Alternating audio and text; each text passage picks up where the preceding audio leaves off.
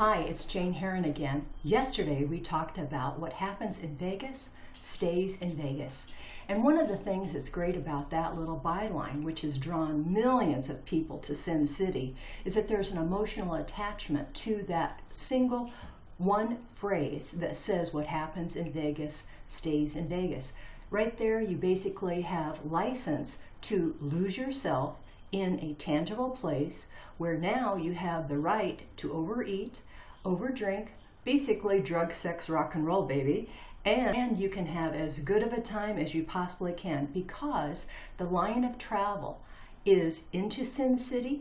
You're there for a specific tangible period of time and then you come back out. Now we contrasted that yesterday with another place. Vegas is a tangible place. Vagueness is an intangible space.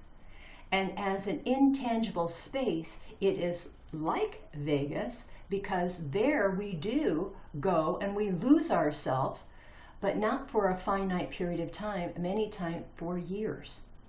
And there it is that we've given ourselves permission to overeat, overdrink, drug, sex, rock and roll, and we don't ever come back to ourselves. We never come home. There's no clear line of travel to success. I'm thinking of someone right now who in fact is guilty of being in Vegas, the most beautiful girl, and she has a desire to be, do, and have.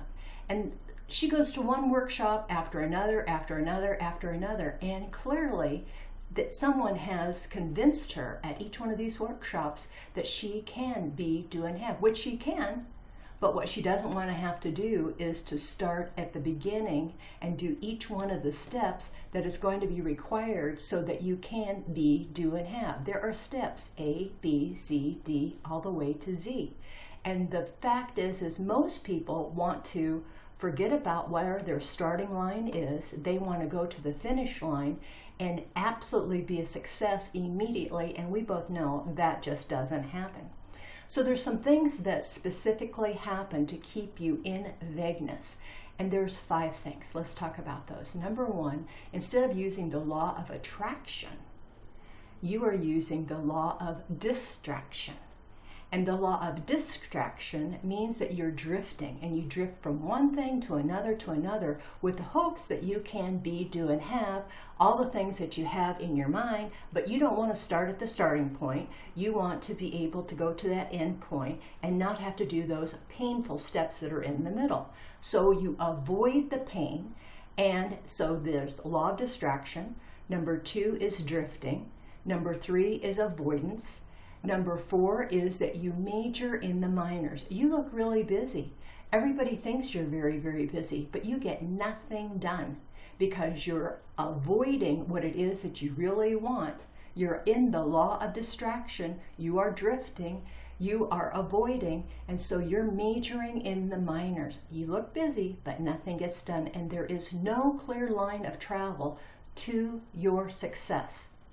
You procrastinate, that's number 5. I think I'm going to throw one more in, and that's called sitting on the bench.